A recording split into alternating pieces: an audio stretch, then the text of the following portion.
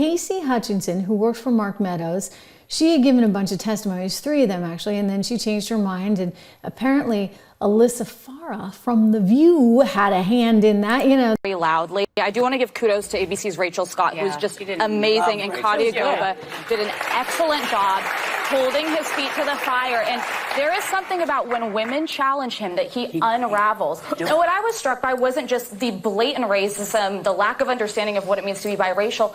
I've said this for a while. He is slowing down. He's never been a super eloquent person. He did not seem mentally sharp. So she doesn't like Trump. You know who I'm talking about now, this woman on The View. Well, apparently she's good friends with Liz Cheney, and Liz Cheney wanted to get in touch with Casey Hutchinson, and Casey Hutchinson somehow knew Alyssa Farah, and Alyssa's trying to allegedly coach her on the side to get her ready for the J6 testimony. And according to this new report out of, I'll give credit to our friends over at Post Millennium, they reported this first. According to this new report, they believe that Liz Cheney should be investigated by the FBI for possible criminal activity stemming from her work on the House Select Committee on J6. She's, quote, accused of colluding with witness Casey Hutchinson, who testified before the committee and was an aide to Mark Meadows, who was the chief of staff, of course, at the time. This goes on to say that based on this evidence obtained by the subcommittee, numerous federal laws were likely broken by Liz Cheney, the former vice chair of the J6 Selection Committee, and these violations should be investigated, they write, by the FBI. Evidence uncovered by the subcommittee revealed that the former Congresswoman Liz Cheney tampered with at least one witness, Casey Hutchinson, by secretly communicating with Hutchinson without Hutchinson's attorney's knowledge. This secret communication with a witness is improper and likely violates 18 U.S.C. 1512. Such action is outside the due functioning of the legislative process and therefore not protected by the speech and debate clause. What the heck was she thinking? Unbelievable. All right. And by the way, we get text messages. I'm going to get to those in a second to show you. But anyway, there's a law, right? 18 U.S.C. 1622 that she may be violating as well. It prohibits any person from procuring another person to commit perjury.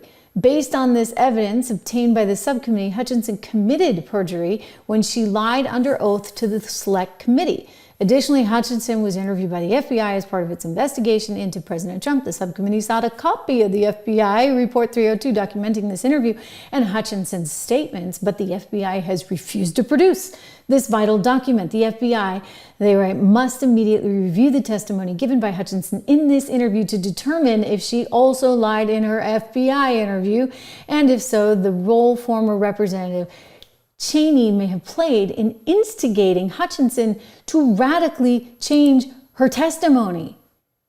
So she radically changed his testimony. This is so crazy.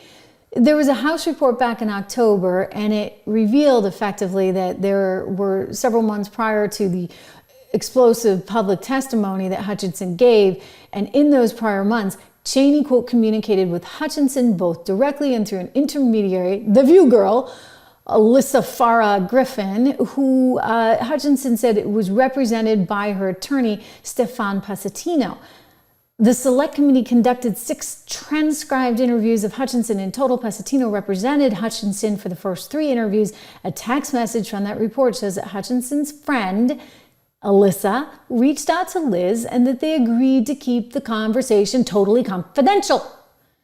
Cheney, through Alyssa, told Hutchinson that she admired her and could do anything that Hutchinson wanted in terms of doing the right thing. Oh my goodness, oh my goodness, oh my goodness.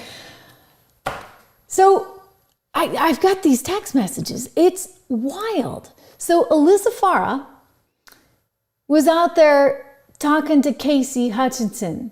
I know you're busy, but is there a chance you've touched base with anyone regarding what we talked about Tuesday night? So I guess this is Casey reaching out to Alyssa.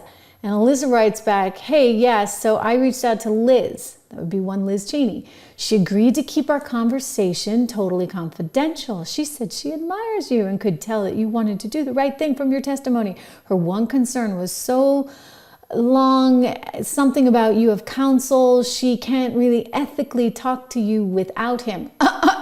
Okay, so she knows, right? That would be witness tampering. But what she suggests is a follow-up with you, with your lawyer, that she and Dan George can lead.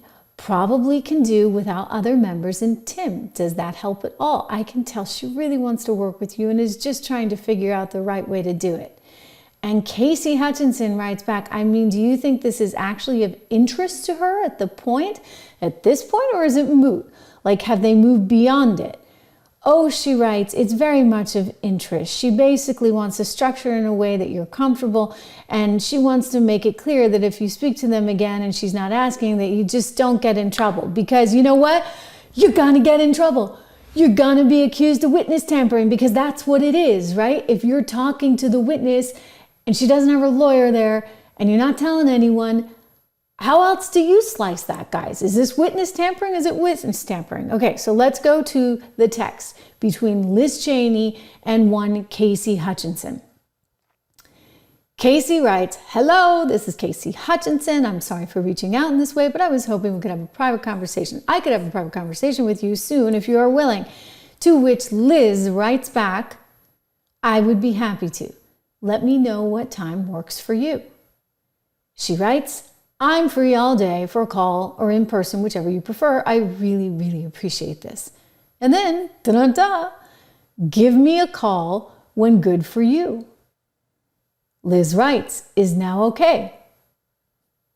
Casey writes, can we aim for 1? That works. I'm sorry I missed you. Please call when you have a moment. I'm worried to initiate the call in case you're tied up with something. So it is believed that the two of them spoke. And this is what the House is demanding answers to, especially given that one, Liz Cheney, was very adamant about how illegal it was to actually talk to witnesses behind the scenes, and that was criminal and it was witness tampering. Remember, we had to get a whole song and dance from her on this. Let's watch. Allegation she made at the close of this week's hearing that witnesses coming before the committee have been threatened by people close to Trump.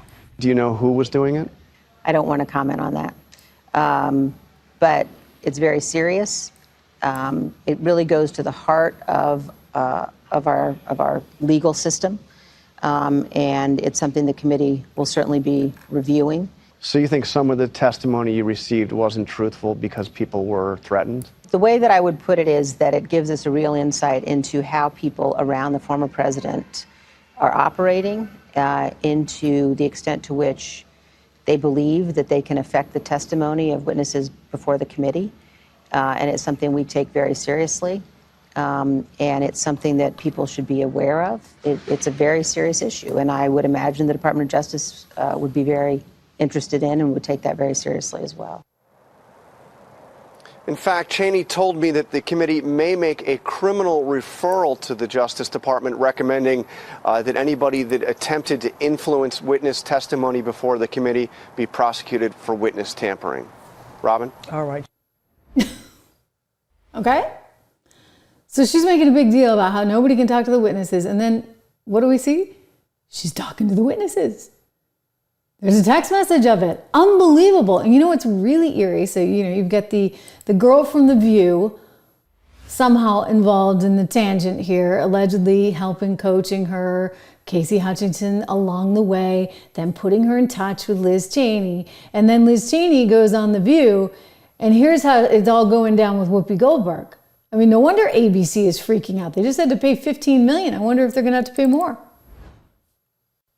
Do you see yourself, and would you ever consider being the conduit to that third party? Because I don't know if the Republican Party, as we knew it, will survive this. Because if he ever gets in again, we'll never have any more elections. There will be no more.